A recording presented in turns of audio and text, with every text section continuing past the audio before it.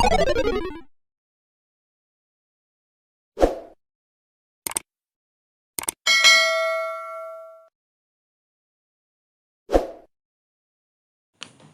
semuanya, ketemu lagi di channel Dosen Gabut. Nah, pada kali ini saya akan berbagi materi tentang polutan logam berat. Nah, jadi seperti yang kita ketahui bahwa logam berat ini sangat banyak ditemukan di lingkungan kita ya. Tanpa kita sadari, itu juga masuk ke dalam tubuh kita dan tersuspensi di dalam tubuh kita. Nah, mari kita langsung saja menuju ke materinya. Nah, pencemaran logam berat dapat berasal dari berbagai sumber yang ada di lingkungan sekitar kita. Jadi seperti yang saya sampaikan tadi bahwa dewasa ini banyak sekali aktivitas-aktivitas di sekitar lingkungan kita yang tanpa kita sadari itu menghasilkan logam berat yang berbahaya bagi tubuh kita. Nah, seperti pada gambar di video yang saya tampilkan ini, itu ada yang berasal dari industri. Aktivitas industri juga menghasilkan beberapa unsur atau jenis logam berat yang berbahaya bagi tubuh. Nah, dan bahayanya aktivitas industri ini juga kadang terbuang atau teralirkan ke dalam sanitasi-sanitasi yang langsung menuju ke dalam urbanisasi atau masyarakat ya, sehingga masyarakat yang menggunakan air sebagai saluran yang sudah tercemar tadi itu secara tidak langsung akan mengalami dampak bahaya logam berat dari aktivitas industri tersebut. Kemudian sumber lainnya itu seperti limbah-limbah elektronik. Nah, yang paling umum kita temukan itu adalah limbah baterai misalnya. Nah, hampir semua perangkat elektronik yang kita gunakan saat ini itu menggunakan baterai. Nah, baterai ini juga ada masa pakainya, ada usianya, yang itu juga pada akhirnya akan menjadi limbah dan berbahaya bagi lingkungan, bagi manusia. Nah, contoh lainnya yaitu bersumber dari aktivitas vulkanik ya. Ini lebih kepada aktivitas alam ya. Nah, jadi aktivitas vulkanik itu juga memproduksi senyawa-senyawa logam berat yang ada di dalam tanah yang terekskresikan atau terkeluarkan melalui aktivitas vulkanik ini. Yang mana contohnya itu adalah letusan gunung. Nah, letusan gunung kan menghasilkan asap ya. Asap itu juga mengandung senyawa-senyawa berbahaya yang dimana jika terhirup oleh manusia atau makhluk hidup lainnya itu akan sangat berbahaya. Nah, komposisi logam berat yang banyak ditemukan di lautan menurut Ainslie tahun 2015 itu adalah yang pertama timah.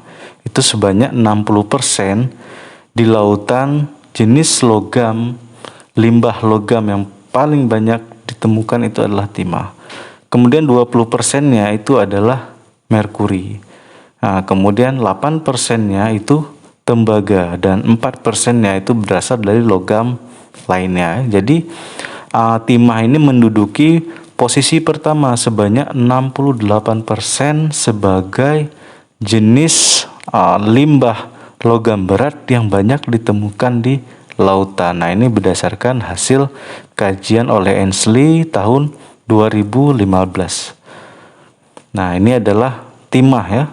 Contoh daripada timah yang dieksplor di daratan. Jadi timah ini juga ditambang, diambil dari daratan. Nah, seperti yang kita ketahui bahwa siklus air itu terjadi dari hulu ke hilir. Nah, meskipun aktivitas penambangan timah misalnya ya, ini salah satu contohnya timah, meskipun aktivitas penambangan timah itu terjadi di darat, namun demikian pada akhirnya dia akan mengalir ke lautan.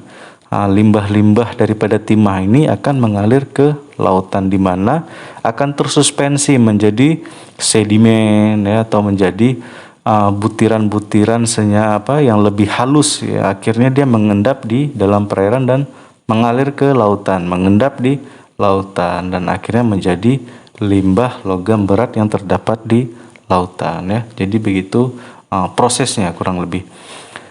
Nah, 3 kelompok logam berat yang masuk ke dalam tubuh. Nah, ini menurut si Cornell tahun 1995. Yang pertama adalah logam ringan. Nah, jadi logam ringan itu beberapa unsur logam ringan yang termasuk ke dalam logam ringan itu seperti ya Na, K, dan Ca ya, yaitu natrium, kalium, dan kalsium. Nah, kemudian ada logam transisi. Nah, ini logam transisi ini contohnya seperti Fe, kemudian ada Cu, nah kemudian ada Co dan Mn. Nah, kemudian selanjutnya itu ada metaloid. Nah, seperti Hg, Pb, Cu, As, dan Cr. Nah, untuk logam ringan ini secara normal dapat ditransportasikan sebagai kation yang bergerak di dalam lautan ya. Sementara logam transisi ini penting bagi organisme dalam jumlah sedikit.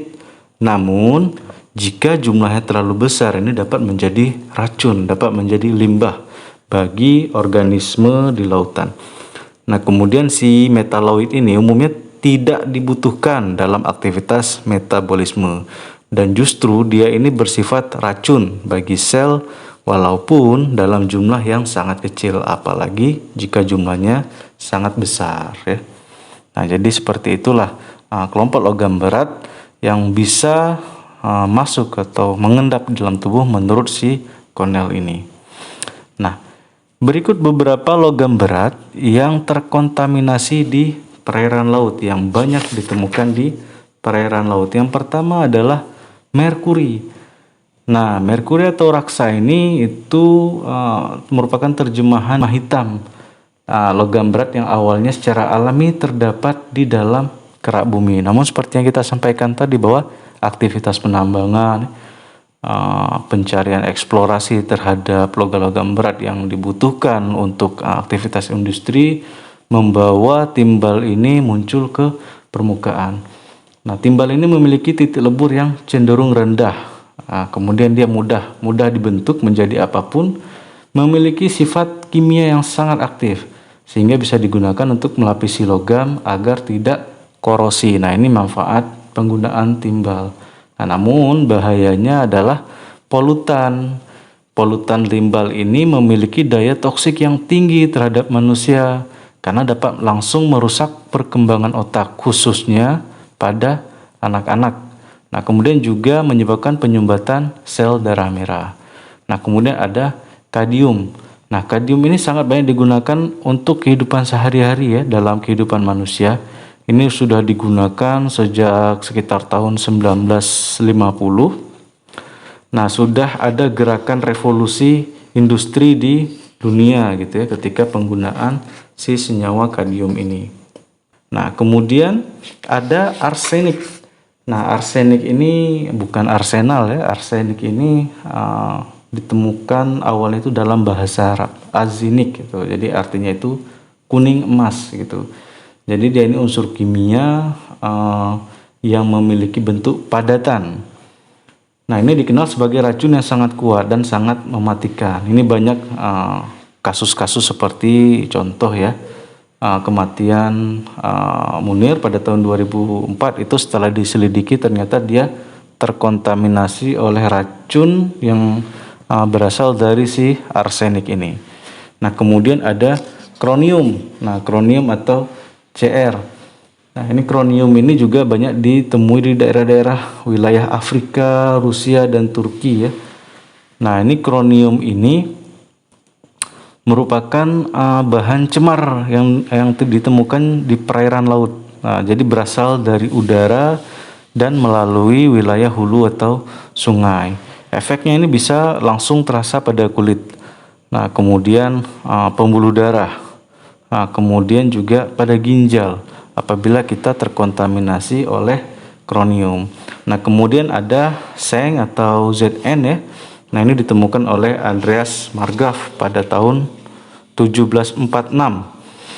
Nah, ini banyak komunitas-komunitas ikan dan kerang-kerangan itu terkontaminasi oleh senyawa seng itu karena dia mengendap di dalam perairan. Dan ini akan sangat berbahaya apabila ikan dan kerang-kerangan tersebut kita konsumsi sehari-hari ya. Jadi hati-hati dalam mengkonsumsi ikan yang mengandung senyawa-senyawa logam berat seperti seng. Nah, kemudian selanjutnya ada nikel. Nah, nikel ini banyak ditemukan di daerah-daerah vulkanik, yaitu daerah-daerah Gunung Merapi ya. Nah, polutan nikel ini sangat berbahaya sama bahayanya dengan senyawa-senyawa sebelumnya tadi, karena akan membuat iritasi pada insang dan kulit ikan. Nah, akibatnya terdapat banyak lendir di bagian-bagian tubuh ikan. Nah, lendir ini menjadi media pertumbuhan bagi mikroba dan itu akan sangat berbahaya apabila kita konsumsi. Oke, jadi ini saja yang dapat saya sampaikan pada materi tentang polutan logam berat. Semoga dapat menambah keilmuan dan wawasan untuk kita semua. Saya akhiri. Wabillahi taufik walhidayah. Wassalamualaikum warahmatullahi wabarakatuh. Terima kasih semuanya.